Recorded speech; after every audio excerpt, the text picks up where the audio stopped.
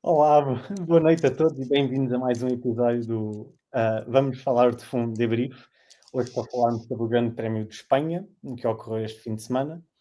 Mas antes de começarmos, queria, como sempre, agradecer aos patronos e patronas que apoiam o podcast e convidar a quem nos segue para também se juntar e apoiar o podcast em patreon.com/VFF1. E podem também seguir o podcast no Instagram, no Twitter ou juntar-se aos grupos do WhatsApp do podcast. Muito bem, o Grande Prémio de Espanha foi vencido pelo piloto australiano Oscar Piastri, da McLaren. Lando Norris completou a dobradinha da McLaren, dobradinha essa que não acontecia desde os anos 2000, com Mika Hakkinen e David Coulthard. Em terceiro lugar ficou Charles Leclerc, seguido por Russell e a grande surpresa do fim de semana, Nico Hülkenberg carregou o trator da Sauber até ao quinto lugar, acabando à frente de Lewis Hamilton. Meus amigos, eu tenho comigo o Pedro Filipe e o David Antunes e vou começar, David, como sempre, pelos destaques positivos e negativos deste grande prémio. Boa noite. Primeiro, destaque positivo, Charles Leclerc, mais uma grande corrida do piloto do Mónaco. Uma opção estratégica arrojada na qualificação. Aguardar pneus para a corrida. Se não fosse o safety car, provavelmente teria terminado em quarto e mesmo assim já era uma grande corrida pelo ritmo que ele demonstrou, principalmente em comparação com o companheiro de equipa. E acho que acabou por salvar um bocado a pele do departamento dos estrategas da Ferrari, porque se ele não tivesse sido tão contundente no rádio para darem ordem para passar o Hamilton, provavelmente ainda estava lá e a Ferrari não tinha conseguido um pódio. Depois, outro destaque positivo também, claramente, Nico Hülkenberg, aliás, a surpresa do dia, apesar de ter beneficiado da penalização do Max, não deixa de ser um grande resultado. Uma primeira volta incrível, acho que ganha cerca de 4 lugares, não estou em erro. E deixar aqui um bocadinho água na boca estes upgrades do carro da Stake Sauber para as próximas corridas. Se calhar ainda vamos ter ali um segundo pelotão ou terceiro pelotão ainda mais próximo, com mais uma equipa e miscuir-se no meio de todas as outras, e vai ser interessante se ver. Depois, os destaques negativos, para mim, a Williams teve um fim de semana extremamente apagado, desta vez, apesar das melhorias evidenciadas nas últimas corridas e ao longo de toda esta época, continua a ser um problema este circuito para eles. É estranho pensar que a última vitória da Williams foi neste circuito, tendo em conta os resultados que têm tido nos últimos anos. E depois o outro destaque negativo vai também para a Red Bull. Não pela falta de ritmo, que eu acho que até com a estratégia do Max não teve de dar a poupar pneus, tinha um ritmo interessante, mas pela forma como geriram a situação de chamam o piloto para as boxes na altura do safety car e colocam pneus duros sem consultar o piloto. Isto leva-me a crer que eles têm uma confiança tão grande no piloto que acham que ele consegue fazer milagres, mesmo apesar de estarem a pôr uns pneus que mais ninguém tinha utilizado durante a corrida, portanto não havia informação nenhuma, não havia nada. Não estou certo que tenha sido a melhor solução. E depois também a forma como geriram a situação, mas provavelmente vamos falar mais tarde em relação à assistência de passagem, à assistência de posição do Russell. Pedro, agora é a tua vez. Destaques positivos e destaques negativos. E para o negativo, guarda o do Hamilton para mais logo. Está bem. Olha, eu destaque positivo. Na cabeça do Hamilton, por isso é que não sim. Não, vamos dar todos na cabeça dele, porque ele merece. Mas olha, antes de mais, eu vou estragar só o alinhamento aqui por 30 segundos, porque o meu destaque positivo do fim de semana chama-se Tomás Martins, que ganhou 2 corridas no circuito de Jarama, é o filho do nosso Luís Tiago Martins, e que teve o nosso logo do vestuário no carro. E acho que é um motivo de orgulho para todos. E quem não viu as corridas, vá ver, porque valeu a pena. O miúdo esteve muito bem. Portanto, um grande abraço ao Tomás e parabéns. Também em Espanha, no circuito de Estoril da Temu, tivemos. O meu destaque, os meus destaques positivos. O primeiro, pá, eu vou dar ao Oscar Piastri pela calma, cool under pressure. Aquele rapaz parece, eu já disse isto várias vezes, ele parece que nasceu para estar naquele lugar, mesmo com a pressão, com o safety car, com a estratégia, com a equipa, com o Max, com o Lando, pá, para nada parece afetá-lo. Porém, obviamente, estes carros são o que são. Quem sai à frente normalmente sai com uma larguíssima vantagem e se calhar por lá fica. Mas eu não quero deixar de referir o Oscar, porque à semelhança do Max, quando ele ganhava corridas e todos achávamos normal, eu acho que o Oscar também merece um destaque positivo, porque muitas vezes esquecemos o quão difícil é ganhar uma corrida de Fórmula 1, ainda que tenhamos o melhor carro. Portanto, eu queria deixar, e gosto dele, sou fã dele, portanto, não podia deixar.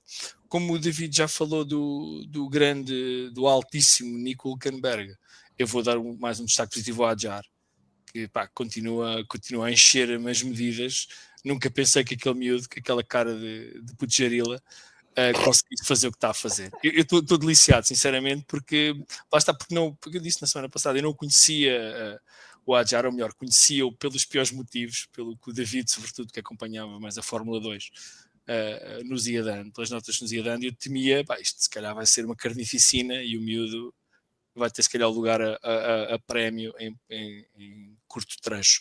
Não foi o caso. Mais uma vez, creio que fez 7º lugar, não é? Depois da penalização do Max, se não estou enganado. Mas uma corrida constante, consistente, sem erros, sempre ao ataque. Gostei muito de ver. Destaque negativo. Vou dar o primeiro destaque negativo à Haas, para não ser um lugar comum, e estamos sempre a bater no ceguinho. A Haas, que tem vindo a prometer e que o Alexandre, não sei porque, continua a elogiar, não se consegue perceber porque é que o Alexandre continua a ser ouvido nestes temas tão simples. A Haas faz uma classificação péssima. Eu por acaso tive o cuidado de ir ver porque já não me recordava, e eles fazem o 16º e o 17º lugar, portanto são os últimos classificados da corrida, o que não deixa de ser surpreendente para quem vinha tendo prestações ótimas e boas estratégias de corrida. Eu fiquei desapontado, porque simpatizo com o Berman, apesar do Ocon não ser uma pessoa com quem eu fosse jantar fora. O outro destaque negativo, e já vamos falar depois deste assunto mais à frente, se calhar em mais detalhe, eu vou dá-lo à Red Bull, não vou dá-lo ao Max. Eu Red Bull hesitei em pô-la como se naquele programa da RTP de futebol, no topo e no fundo, porque a Red Bull tentou uma estratégia diferente, e bem, porque não tinha carro para ganhar em condições normais. A McLaren tentou tudo, e depois acaba por há uma expressão inglesa que eu não posso repetir aqui, que tem a ver com aquilo que se faz na cama, e pronto, e dou-lhes este destaque negativo porque estragaram tudo no final. Estragaram mesmo tudo no final, infelizmente, com a estratégia que depois desencadeou aquela birra da qual penso que, Guilherme, não sei se tens isso no teu alinhamento, não sei se viste essa parte. Não percebo porque é que vamos falar sobre esse tema. Não, mas acho que vamos falar em passant. Exato. Pelo que originou aquela ação, se bem que, bom, já vamos falar disso, não vou adiantar. Sem spoilers. Eu vou ser sincero, tendo em consideração o nosso querido líder supremo, João Salviano, ninguém pôs o Alonso como destaque positivo. Epá, isto não podemos estar a pôr toda a gente, porque ali no top 10 há uma data deles. Temos que guardar Então faço eu esse favor. Apesar de ele não ser o meu piloto favorito, eu admito que ele seja um dos melhores sempre. Destaque positivo eu concordo com tudo o que vocês disseram, obviamente, mas o Fernando Alonso não só teve uma bela corrida, ainda foi fazer um bocado de rally ali na gravilha, na curva 5, penso eu. Fartou-se de ultrapassar por fora na curva 3, que aquela curva já devia ter o nome do Fernando Alonso, porque ele já tornou aquela curva tão mítica com as ultrapassagens. Sim, e acho que até um choque elétrico, até já levou um choque elétrico lá, não é? Exatamente. Consta. Acordou a falar italiano e tudo, mas isso obviamente são rumores. Há pessoas que dizem que foi o Ron Dennis que lhe deu uma cacetada. Mas, para mim, o Fernando Alonso, principalmente depois de tantas corridas, foram 9 consecutivas, penso eu, em que não pontuou. Eu até neste podcast tinha dito há uns grandes prémios atrás que sentia que ele estava um bocadinho apagado, no sentido em que antigamente, mesmo quando o Alonso estava com carros menos bons, McLaren, Honda, parecia sempre que havia um brilharete qualquer, e ele nesta temporada não estava a ter esses brilharetes, depois misturado com o azar que também teve. Parecia que estava um bocadinho naquela de tornar-se só mais um. Ele neste Grande Prémio mostrou que realmente ele ainda é o Fernando Alonso que nós todos conhecemos e consegue fazer milagres, brilharetes, ultrapassagens quando tem de ultrapassar. Nota 20 para o Fernando Alonso. O Adjar e o Hülkenberg, obviamente, são outros. Em termos negativos, eu acho que o Kimi Antonelli sai desta tripla, deste triple header mal. Não pontua em nenhum dos grandes prémios. Acaba no Mónaco, e quando acaba em 18º. Muito bem, graças à péssima estratégia da Mercedes, mas acho que ele não pode sair destes 3 grandes prémios com muitos pontos positivos. E nós já vamos falar da Red Bull, mas sim, realmente não foi um fim de semana maravilhoso para a equipa no seu todo. E depois também concordo plenamente, Pedro, a Haas especificamente, eu vou dizer o Berman no início para mim estava a ser o rookie, estava a ser a maior surpresa, apesar de eu, tal como o David, achar que ele tinha muito potencial para ser realmente o rookie, o melhor rookie. Ele nos últimos grandes prémios parece que tem esvaziado um bocadinho esse hype, e realmente não tem tido as melhores corridas. Só cumprimentar as pessoas que estão a acompanhar o direto. O SDM diz boa noite a todos, tal como o Dr. Soldas, o Gilberto Barros, o Miguel Maia desde Vila do Conde, o João Afonso Oliveira, o Pedro Ferreira da Silva, o Pedro Dias, boa noite pessoal, I'm not entertained. Acho que todos ficámos bastante entretidos. O André pergunta, então o Stroll passou-se? O Lance Stroll, pelo visto, continua com problemas nos pulsos derivado ao acidente que teve, eu penso que foi no ano passado. Creio que sim. Que ele teve o acidente, ou há 2 anos. E depois o Dr. Soldas diz, vim só desejar um debrief cheio de bullying ao Guilherme. Pá, a sério, eu não sei do que falo. Eu sou o bullying positivo. Falta o Alexandre ter aquele bullying negativo. O meu é fofinho. Felizmente o Alexandre não veio, e enquanto estiver eu aqui a mandar, ele não vai virá. aparecer. Isto subiu-te à cabeça, Guilherme. Mas há um comentário do Pedro Dias que acho que é importante, porque acho que vamos falar disso mais à frente. Não, nós vamos, exato. O Pedro Dias diz como é que o Max não está nos destaques negativos enquanto ambos puseram a Red Bull. Só falta dizer que a culpa da atitude do Max foi da Red Bull. Não. Mas aqui a questão é que eu tenho o tema do Max aqui no meio, por isso vamos com calma. Porque... E é bem da verdade, eu acho que é demasiado mau para nós brincarmos com o que é positivo e o que é negativo, não é? Sim, é a minha opinião.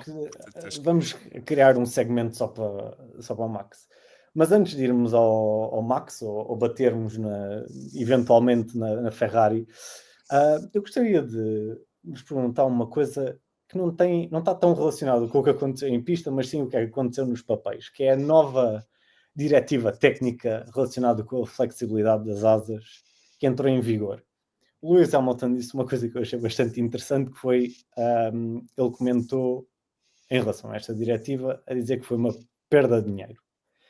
Eu digo mais, eu acho que foi uma perda de tempo. Depois deste grande prémio, Pedro, como é que tu vês esta cena toda diretiva? Nós desde o ano passado que estamos a falar das asas flexíveis. Na Austrália ouvimos que isto ia revolucionar o pelotão todo, íamos ter um Haas quase a ganhar o grande prémio, grandes prémios a partir da entrada desta diretiva técnica. Afinal, como é que ficou? Como é que ficamos?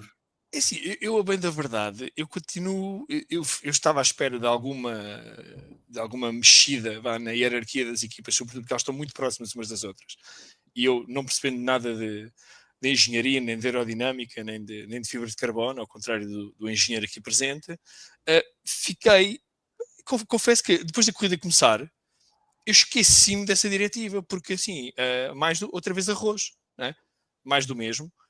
Atenção, mais do mesmo, foi muito entretida a corrida, eu gostei muito, não me lembrei de diretivas, não me lembrei de Bino Sulaemas, não me lembrei de agora ia dizer Antonelli, o senhor da FIA, quer dizer, as coisas ficaram exatamente na mesma, portanto, perda de tempo é dinheiro, logo vamos estar aqui com lugares comuns, e achei uma parvoíce. Achei uma parvoíce porque, pelos vistos, as asas serem flexíveis ou não, neste caso não muda a hierarquia das equipas, nem cá para trás, a não ser que a Williams e a Haas tenham sido claramente afetadas por isso e tenham tido estes resultados miseráveis este fim de semana, mas não acredito. O que me parece é o seguinte, e disse isto na quinta-feira quando aqui estive, não percebendo nada de regras e não querendo entrar em grandes debates sobre isso, até porque a minha paixão pela Fórmula 1 não me leva a fazer esse mergulho. Eu acho que as regras do início da época são as regras até o final da época. E tudo bem, mas havia aqui uma questão da flexibilidade das asas. Azar tivessem visto antes. É para isso que os engenheiros trabalham. Já têm tempo limitado, têm CFD limitado, têm limitações nos túneis de vento. Quer dizer, deixem-se brincadeiras. Não. Se for uma questão de segurança, obviamente, se for uma questão de que ponha em risco a segurança de pilotos, dos mecânicos nas boxes, do público em geral, dos comissários, muito bem. Como é o caso eu lembro-me da joalharia que o Lewis Hamilton usava. Sim, acho muito bem que hajam imediatamente, porque está em risco a vida das pessoas. Agora, asas flexíveis e não ter acontecido nada, não ter havido mudanças nas performances, nem no diferencial de performance, não sei, pareceu-me uma colossal perda de tempo, como diz o Luís, de dinheiro. David, o que é que achaste relativamente a esta diretiva?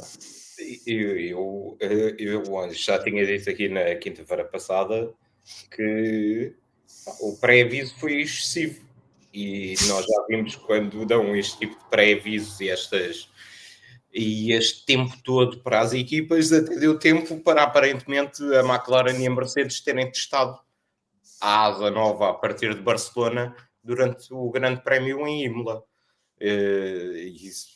Isso acho que diz tudo. Eu concordo com o Pedro. Acho que não sou a favor de mudança de regras, apesar de eles terem comunicado a regra antes do Grande Prémio do Bahrein. Mas não gosto de mudanças de regras a meio do campeonato. Acho que não deu nada. E aquilo que eu acho piada é todos os meios e tudo já estão com aquele recurso de vamos ver as próximas corridas para ver se teve algum efeito. Isso é meio caminho andado para dizer que foi um fracasso. Ou seja, continua tudo na mesma. A McLaren foi mais rápida durante o fim de semana. O Red Bull era o segundo carro mais rápido. E depois anda ali a Ferrari e a Mercedes. Ou seja, continua tudo exatamente na mesma. Aquilo que eu acho piada é que diziam todos, a equipa X vai ser a mais beneficiada. Bom, aquilo que eu vi foi praticamente todos a mudarem as asas dianteiras para o Grande Prémio de Barcelona, para o Grande Prémio em Barcelona. Portanto, se calhar queixavam-se, mas também tiveram que ir fazer ali umas alterações nas deles. Por isso, provavelmente é por isso que não se nota assim grande diferença. Eu vou ser sincero, eu comecei a perceber-me, voltei a lembrar-me que havia a situação toda das asas flexíveis, porque realmente, cada vez que a Fórmula 1 passava a imagem da câmara que está localizada no nariz dos carros, realmente as asas não se mexiam assim tanto como anteriormente, como pré-Grande Prémio de Espanha. Mas sim, olhando para a classificação final, tanto o Grande Prémio em si, como da qualificação, a ordem manteve-se. Basicamente, sim, com as mudanças assim. Talvez a Haas tenha sido um bocadinho prejudicada, a Sauber subiu um bocadinho de nada em termos de ritmo de corrida, mas lá à frente tinham prometido uma competitividade maior, uma possível competitividade maior, e a verdade é que foi a diferença na qualificação para a pole position foi a maior do ano. A Red Bull, e isto aqui eu vou focar na Red Bull, porque sim, muito disto foi a mando quase da Red Bull. Exato. Foram os que chatearam mais. Exato, exatamente. O que parece é que se uma equipa perderam todas mais ou menos o mesmo, que é o que o SDM também está a dizer. Por isso acaba por ficar na mesma. Agora, se basicamente a Red Bull andou a dizer que o campeonato começava a partir de Barcelona. Mas a verdade é que o que eu vi a seguir ao reinício da corrida, a seguir ao safety car, obviamente que o Max Verstappen estava com pneus duros, o Leclerc teve de ultrapassar o Max Verstappen e o Russell também. Mas o Piastri e o Norris espetaram 8 segundos ao Leclerc em 6 voltas. Ou seja, quase que parece que isto aqui, a diferença está maior, está pelo menos igual ou superior a, por exemplo, o Grande Prémio de Miami, onde foi um domínio total. Exato. Por isso, eu não sei até que ponto é que isto valeu a pena. Eu não gosto de trocas de novas diretivas técnicas, regulamentos técnicos, mudanças a meio. E isto aqui eu concordo com o Hamilton. Foi uma perda de tempo, uma perda de dinheiro. Mas pronto, vamos voltar agora ao que interessa, à corrida. Após 2 corridas menos boas, o Piastri voltou em alta e o Lando Norris, isto é uma pergunta, David, achas que o Norris perdeu a chance de uma vitória com um mau arranque?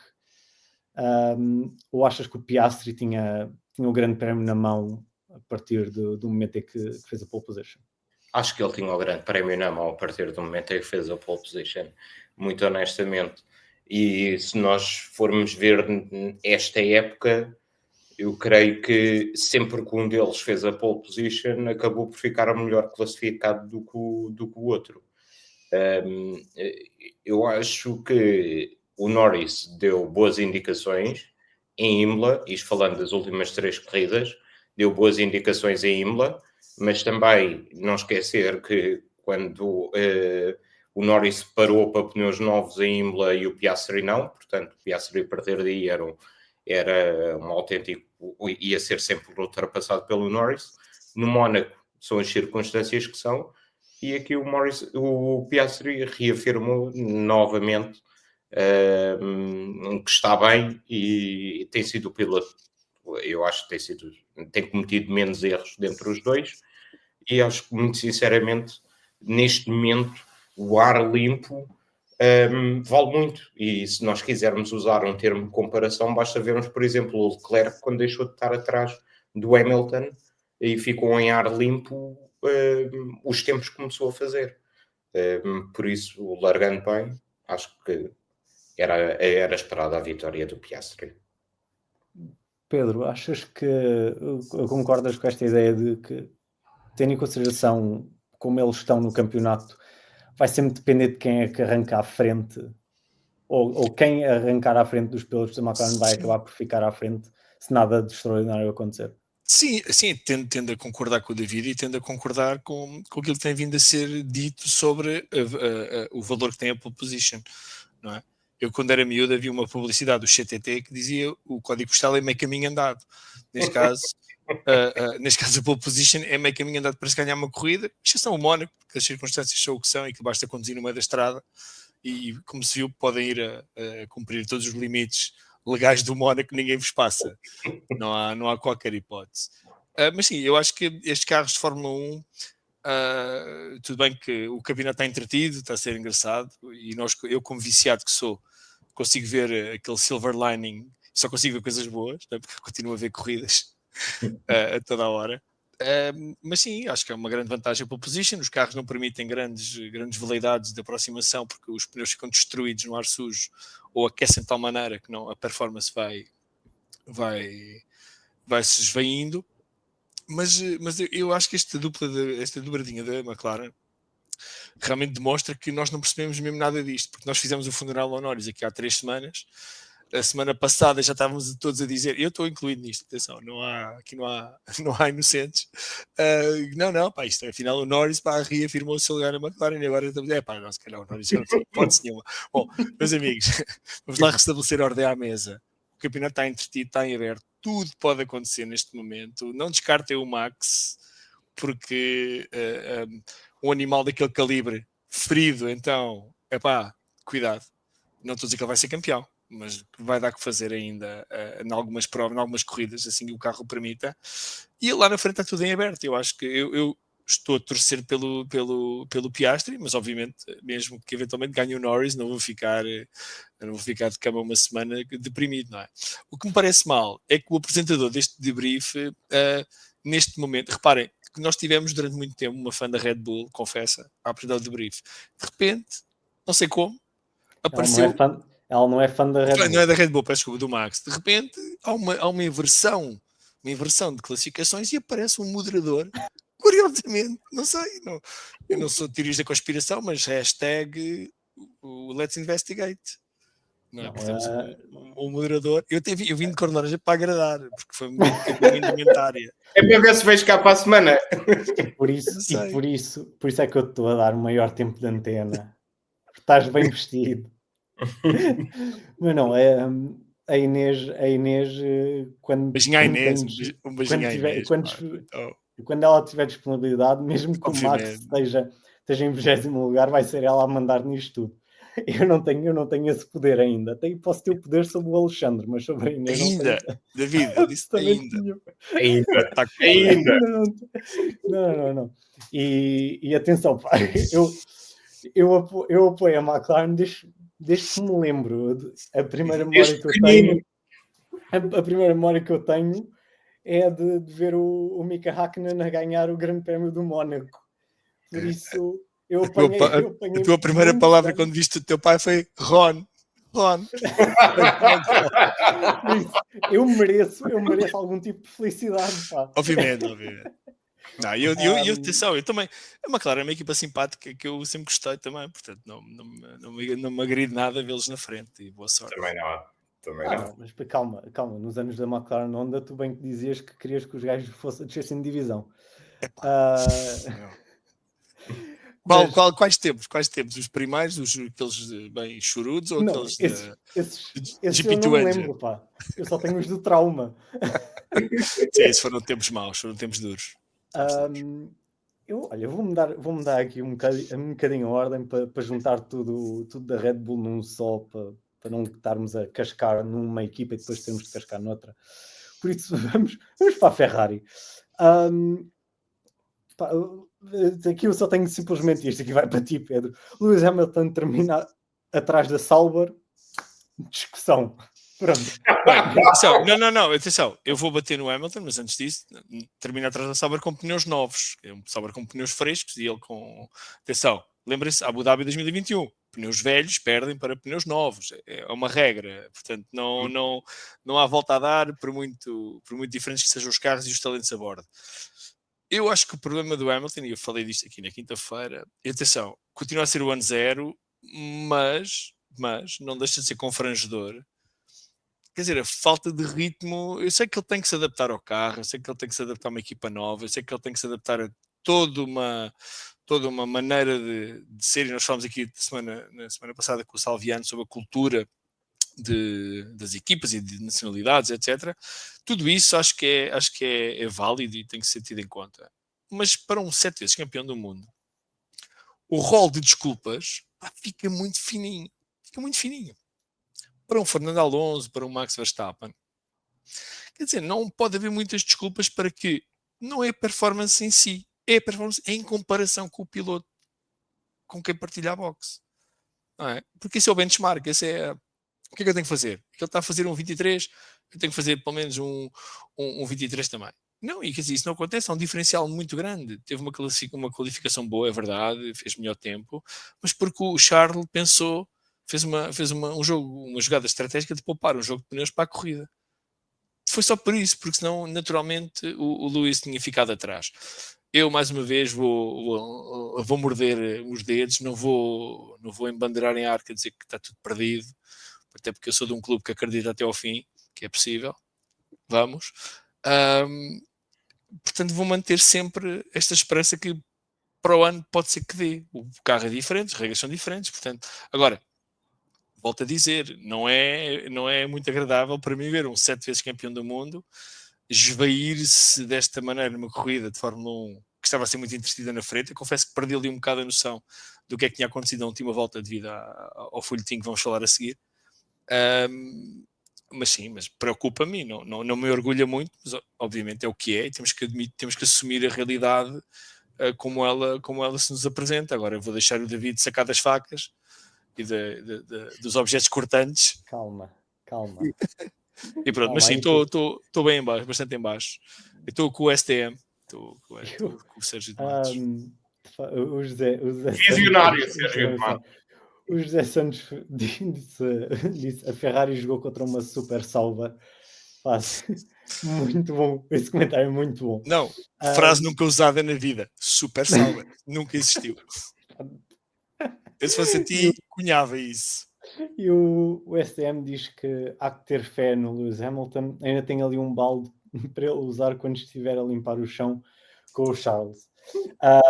Eu depois tenho que pegar nessa, mas desculpa, David, antes de ir para ti, eu tenho de voltar ao Pedro. Que olhando para o estado atual do Hamilton na Ferrari, eu concordo contigo, é deprimente ver o Hamilton, principalmente a seguir às corridas, a maneira como ele está, o estado de espírito dele, para um 7 vezes campeão do mundo, é mau para a própria Fórmula 1 ver isto a acontecer. Mas olhando para o Hamilton na Ferrari, olhando para o que a Mercedes tem feito, tenho de perguntar, a mudança foi um erro? Eu acho que é cedo. Eu sinceramente acho que é cedo, porque nós temos um bocado esta mania, quase como fazer o funeral ao Lando e depois elevá-lo a Deus. Portanto, nós temos pelo menos fãs de Fórmula 1, como eu, temos um bocadinho de memória de peixinho dourado, não é? Lembramos das últimas horas e pouco mais.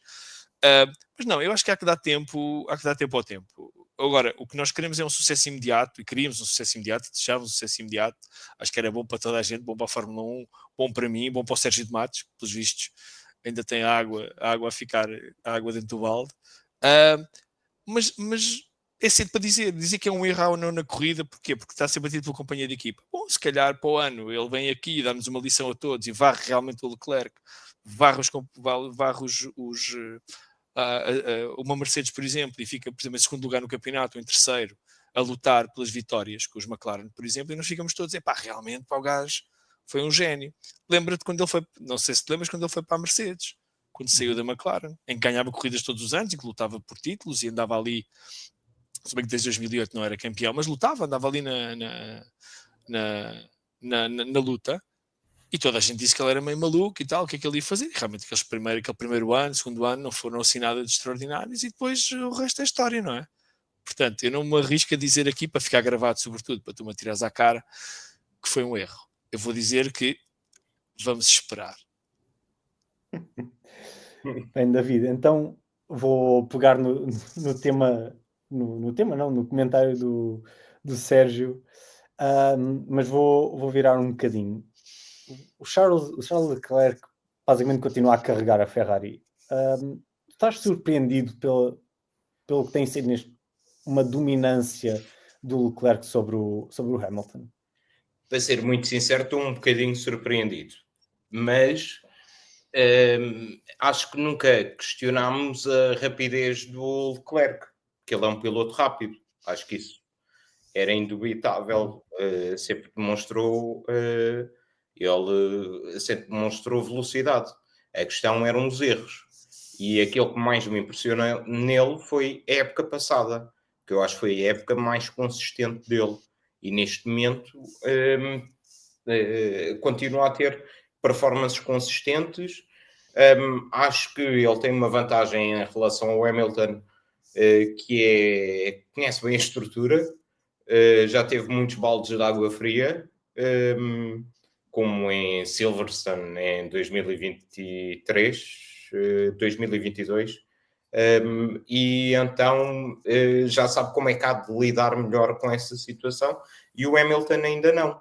Ainda é um bocado visita de casa, ainda faz muita cerimónia, e eu acho que não quero acreditar. Como é que eu ia dizer? Custa-me ver um 7 vezes campeão do mundo a passar por uma circunstância destas, porque nós vimos um 7 vezes campeão do mundo também um bocadinho a arrastar-se pelas pistas, mas foi depois de ter estado 2 ou 3 anitos fora. Aqui é diferente. Eu continuo a achar que vou sempre buscar este artigo do The Race do ano passado, em que diziam que o estilo de condução não se coaduna com o regulamento, com este tipo de carros. Acho que é mesmo isso. Agora, eu acho que continuamos a assistir a performances muito inconstantes do Hamilton e a fogacho. Eu queria só pegar, só para terminar, numa coisa que o Leclerc disse depois da corrida, quando estava no cool-down room, que era, ele estava a dizer que o carro mudava de comportamento. E não era necessariamente dos compostos dos pneus e isso. Eu acho que se calhar aí é que o Leclerc pode ter uma vantagem, que é que consegue se adaptar melhor às mudanças de comportamento do carro. E se calhar o Hamilton está com mais dificuldades e por isso é que nós vemos um stint bom do Hamilton durante a corrida. E isso tem sido uma constante. Foi no último stint em Imola, foi no segundo stint no Bahrein. Vamos ver o que é que acontece nas próximas corridas. Sim, foi muito interessante também quando o Leclerc durante a corrida estava atrás do Hamilton, ver a dificuldade que o Hamilton tinha em pôr a potência no asfalto. O carro estava muito mais solto que o do Leclerc. Outra coisa que não tem ajudado muito é a falta. Parece que existe verdadeiramente uma falta de comunicação entre o Hamilton e o engenheiro. Sem dúvida. Há muita coisa que não faz clique. O Pedro Hermida diz, desde a régua, boa noite aos três, e go Verstappen. Pegando neste comentário, vamos agora para o segmento de bater na Red Bull. Muito bem, então eu queria começar. Isto aqui, na verdade, era na eventualidade do Alexandre vir. Ele preparou mesmo isto, David. Ele preparou Está tudo. Mas especializados. Eu não sabia que isto era para ser a sério. Nós temos 17 minutos para cascar na Red Bull. Por isso eu tive de pôr isto tudo em bullet points. E eu, na verdade, eu tinha um que era para a eventualidade do Alexandre vir para este episódio, porque ele desde que existiu a troca Lawson-Tsunoda, que ele me tem chateado com a minha resposta num podcast que nós tivemos, em que eu disse que o Tsunoda não teria melhores resultados que o Lawson, não tinha nada a ver com o talento do Tsunoda, mas sim com o carro. Portanto, eu agora tinha uma pergunta que era, no fim de semana em que a Red Bull aparece com um só carro, então Tsunoda. Como é que vocês têm visto isto da Red Bull? Basicamente, afinal, o que é que é? Como é que eles resolvem esta situação, Pedro? Tsunoda qualificou-se em último lugar, acabou em 13º. Não sei responder, sinceramente. Não sei responder e eu por acaso das últimas coisas que fiz antes de entrar no podcast foi tentar ver o diferencial entre o Tsunoda e o Max. A diferença de talento não acho que não seja correspondente no tempo que há entre eles. Não acho que o Tsunoda seja assim tão mau piloto que fique a um calendário de distância do Verstappen. Ficar atrás vai ficar sempre. Não há... A não ser que o Verstappen de repente tenha um problema qualquer mental e deixe de saber conduzir, e nós já vamos lá. Eu chateia-me muito esta coisa de dizermos, por um lado, e todos nós, fizeram o carro para o Max, mas depois mais ninguém consegue conduzir o carro que não o Max. Portanto, se calhar haverá aqui algo de verdade no meio, não é? Quer dizer, o carro está tão feito ao estilo de condução, não digo às exigências do Max, eu não estou a ver o Max assim no cubículo do engenheiro a dizer assim, olha, eu quero isto assim, eu quero isto assado. Não, eles sabem o que é que ele precisa, eles sabem o que é que ele gosta, eles sabem o que é que o faz. Ninguém melhor do que os engenheiros da Red Bull conseguem dissecar uma volta a um circuito do Max Verstappen do que eles, e saber exatamente onde é que ele põe a potência no chão, como é que ele vira o volante, com que força, etc, todas essas coisas que os engenheiros nerds gostam de fazer. Portanto, não há grande explicação para isto, a não ser realmente uma grande diferença de estilos de condução, porque mais ninguém consegue pegar naquele carro. Eu, a bem da verdade, gostava de ver um Piastri, um Alonso, um piloto de ponta, um Leclerc, por exemplo. Não digo Hamilton, porque já vimos que ele tem dificuldade em adaptar-se a carros difíceis. Mas quer dizer, com o Red Bull e dizer, pá, olha, mostra lá o que é que consegues fazer. Estilo como a gente viu nos filmes, não é? Que chega um gajo que nunca conduziu nada na vida, Tom Cruise, dias de tempestade. Vão ver. E mete-se no carro e de repente faz ali um grande brilharete. Pá, gostava de ver, verdadeiramente, onde é que está o nível do Red Bull. Se é o Max, que é assim o animal competitivo e talentoso que nós sabemos e reconhecemos e enaltecemos, ou os outros são mesmo muito maus. Quer dizer, eu não sei, não sei responder sinceramente a esta grande questão. Não, agora que é confrangedor ver a Red Bull, quer dizer, desde o Sérgio Pérez, quer dizer, desde 2021, se nós formos ver, a queda do segundo piloto da Red Bull não é gradual sequer, é aos trambolhões na classificação e nas qualificações. David, o que é que achas destas performances do Tsunoda? Eu acho que começa a ficar um bocado complicado, não é? Conseguir perceber o que é que se está a passar naquela equipa e com o segundo piloto. O Tsunoda não pontuou no Japão, mas pontuou em Miami, se não estou em erro. Mas o que é facto é que nas duas últimas corridas, no Mónaco e aqui, a qualificação deixou bastante a desejar. E o resultado depois em corrida foi péssimo. E eles já estão a recorrer à técnica quase Lawson na China, que é a larga das boxes e vamos mudar o carro todo. Eles assumiram que tinham cometido um erro. Muito sinceramente, eu continuo a pensar que aquele segundo carro é um piloto de testes para o carro do Max. Acho que é cada vez mais essa a ideia que eu tenho. E pelas escolhas técnicas e pela forma como de repente o carro sai da via das boxes e muda as afinações todas e as estratégias de parar na primeira volta e isso tudo, dá-me essa sensação. E isto é um sinal de uma equipa que está desconfortável, que está à procura de encontrar soluções para tentar combater uma equipa que está claramente mais competitiva do que eles, que é a McLaren. Bem, eu gostava só de... Eu sei que a Regi está um bocadinho desatenta hoje, mas há aqui um comentário de um grande ouvinte nosso, Pedro Filipe, que gostava que mantivessem... Exato, e deixa esse comentário até ao final do episódio, se achou.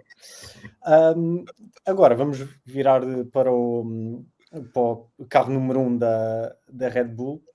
Gostaria só de perguntar em relação à estratégia alternativa da Red Bull, que acabou por ser uma das grandes razões pelo qual a corrida teve muito interesse à frente. David, achas que houve alguma hipótese do Max vencer graças a esta estratégia alternativa? Talvez, como o Pedro Ferreira da Silva diz, se a Red Bull não tivesse mandado parar o Max no safety car. Sim, eu acho que isso teria sido a opção mais interessante, tendo em conta que eles só tinham a opção dos pneus duros, que ninguém, refira-se, ninguém, mais nenhum piloto utilizou durante toda a corrida os pneus duros, portanto eles mandaram-se completamente para fora de pé. E eu acho que mais valia terem feito aquilo que outras equipas fizeram, por exemplo, em Imola, que era, não tinham pneus novos, vamos manter os pilotos em pista. Olha, valeu um terceiro lugar ao Piastri em Imola. Portanto, eu acho que teria sido mais interessante se tivessem feito dessa forma. Aquilo que significa é que com este tipo de opção o desespero é tanto que eles põem pneus duros no carro do Max e é de género, ele vai fazer qualquer coisa.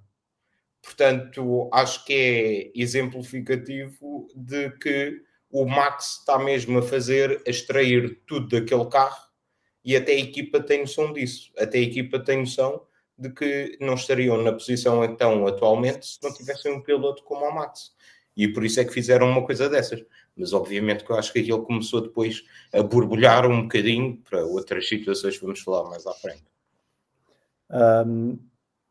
Vamos já entrar. Desculpa, Pedro.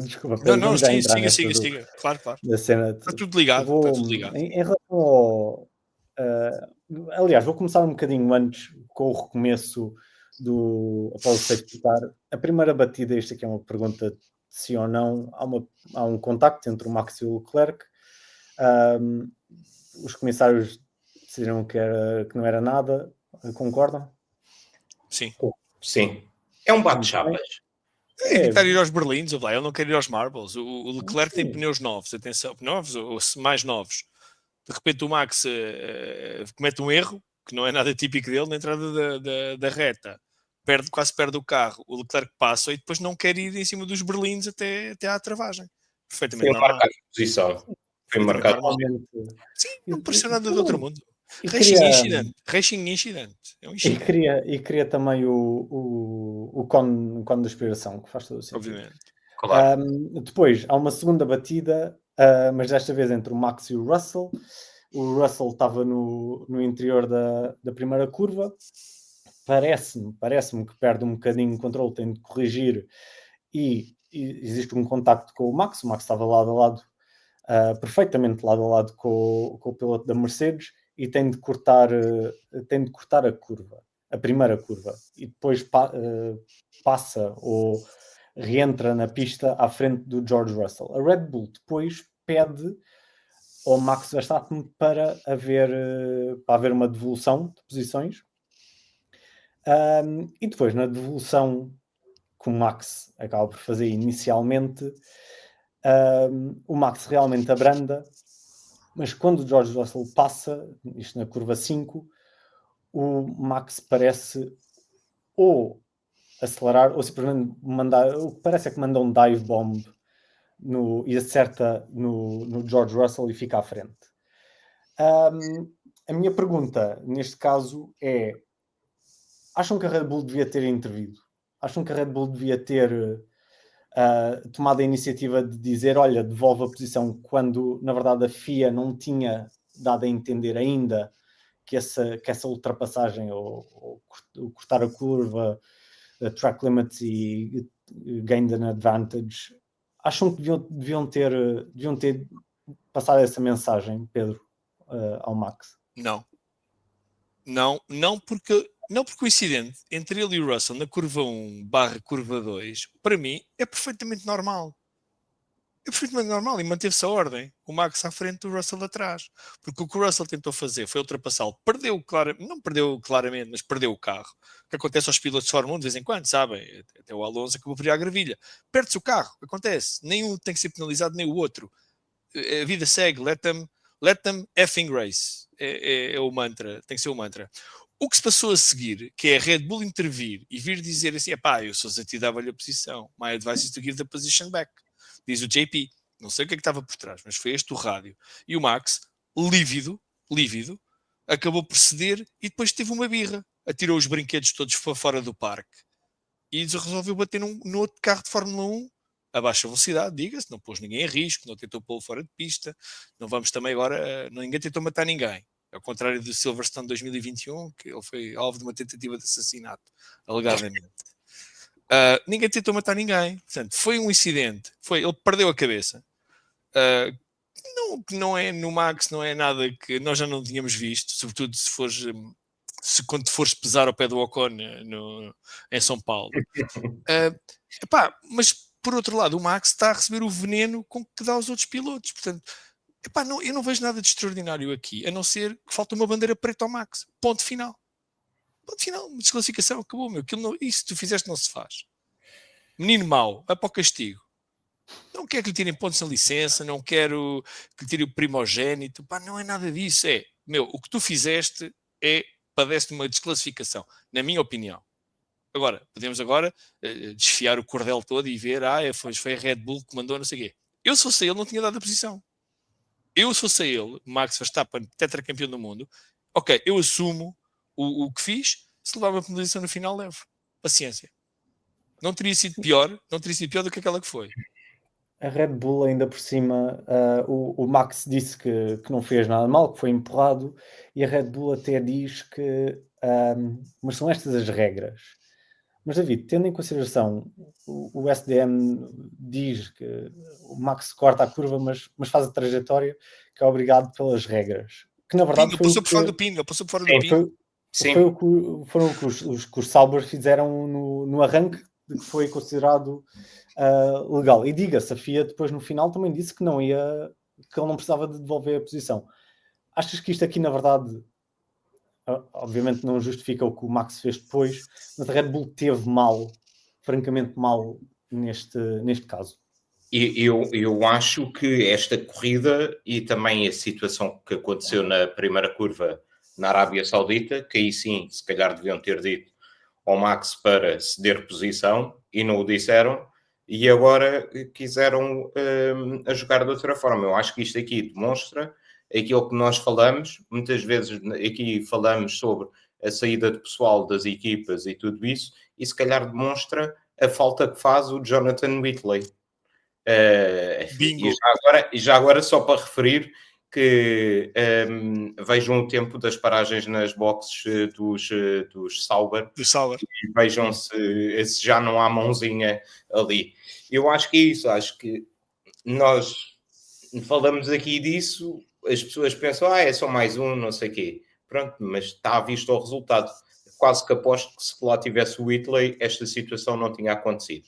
Agora, eu não consigo compreender a atitude da Red Bull, que é, metem os pneus duros no carro do piloto e desenrasca-te, e depois parece que não conhecem o temperamento do piloto deles.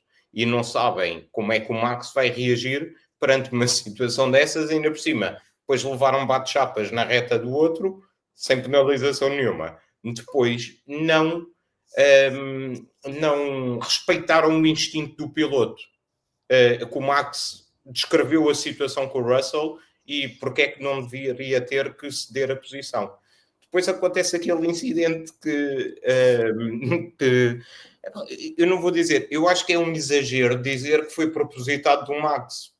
Eu não acredito que tenha sido propositado. Eu acho que ele tentou fazer uma de tipo, como fez na Arábia Saudita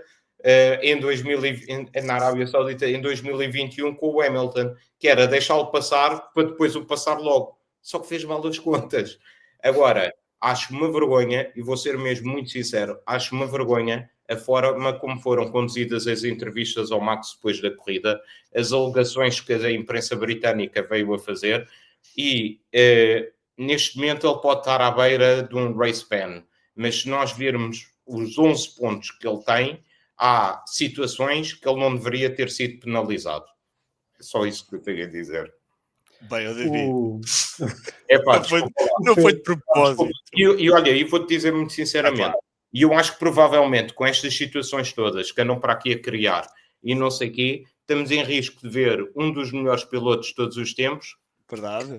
a bater asa no final da época. Mas olha, foi tão de propósito que ele até bateu no único sítio em que podia bater, que foi nas rodas. Assim, O Max pode ter muitos defeitos. Talento. Ele não é parvo. O Max não é parvo. É cabeça quente, é verdade e tal. Mas ele bateu no único sítio em que podia ter batido. Ele sabia onde é que ia bater. Ele bateu porque, assim, ele bateu porque quis bater. Ele bateu porque quis bater. Agora, dizer que quis pôr o Russell fora, não é verdade. Dizer que quis matar o Russell, não é verdade. Agora, quis-lhe fazer uma de passaste, mas agora não vais passar. Toma. Foi um bocadinho puto estúpido, percebes? Quando eu, no lugar dele, dizia à equipa, F-off, eu vou ficar com estes pneus da Temu que vocês me puseram no carro e não vou dar lugar a ninguém. Vou até ao fim. Não me interessa. No final, sim, logo se vê. Não, deixava de haver estes Cs e mas e coisas. Não dou posição a ninguém. O Max, se há piloto que pode dizer que não é engenheiro, é o Max. Mesmo o JP. Mesmo o JP. Não tenho problema nenhum em dizer isto. Agora, ele não teria problema nenhum em dizer ao JP, a gente depois fala logo no... A gente tem um pequeno almoço de conversa amanhã. E pronto, agora, isto não é nada. Para mim, isto não é nada. Este comportamento de puto estúpido, por muita razão exasperado que eles tivessem, atenção, eu no lugar do Max, acho que até eu tirava os pneus eu próprio, ia lá desmanchá-los. Tal era o desespero. Desculpa, Guilherme. Não. Estou agora a ir até ao final do programa, meu. Eu só queria dizer mais uma coisa, que é, o Max lançou para o ar que vamos ver, nas declarações que ele prestou no Mónaco, vamos ver a situação depois de Barcelona, não sei o quê. Se esta é a corrida que ele tinha definido para tomar uma decisão em relação a continuar ou não na Red Bull, eu acho que não é muito bom cartão de visita. Desculpa lá. Ficar refém de uma birra, vai-te embora então. Vai a tua vida, vai pensar, vai para o GT3. Eu não acho que seja isso. Eu acho que é a falta de ritmo que eles evidenciaram, porque tem uma sensação que eles lhe prometeram. Isto vai mudar a corrida. Falta de ritmo que a equipa evidenciou. Eles iam ganhando a corrida. Os erros na estratégia. Em relação à paragem, a última paragem. Se Ana Schmidt não tem ido, se calhar, à casa de banho, entretanto, eles tinham ganho a corrida. Calma. Não havia paragem na boxe. Exato. E há melhor piloto para fazer uma estratégia dessas? Atenção, Max, a única crítica que eu lhe faço é um comportamento antidesportivo. Para mim foi de propósito, foi calculado. Ele preparou aquilo.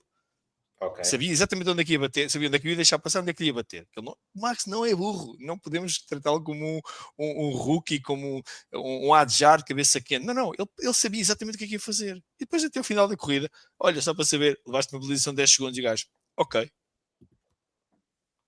Pronto. Portanto, é quase um não assunto, são duas coisas separadas. É a inépcia da Red Bull na estratégia, em pará-lo, em safety car, dar-lhe uns pneus que pareciam mais feitos de cimento, e está provado na entrada da última curva do circuito, quando ele quase perde a traseira, porque os pneus não aqueceram. O Guilherme está a olhar para o relógio. Claro que sim, tens de acabar. Pois, quer dizer, isto não faz sentido nenhum. Estamos a discutir duas coisas diferentes. Estratégia da Red Bull e mau comportamento do Max. Bad boy. Exatamente, sim. Portanto, eu tenho só a dizer, acho que foi de propósito, acho que devia ser bandeira preta para o Max. Concordo que teria sido melhor e mais interessante ele não ter parado, porque ele tinha pneus, os pneus eram relativamente recentes, às 6 voltas, mas acho que os McLaren tinham ritmo suficiente para passar, mas estamos a falar de ele ficar num terceiro lugar. Agora, neste momento, o Piastri está a 10 pontos à frente do Norris e acho que está mais ou menos a 50 pontos do Verstappen. Por isso, está o 49, pronto, está bem, está uma luta acesa lá na frente mesmo assim.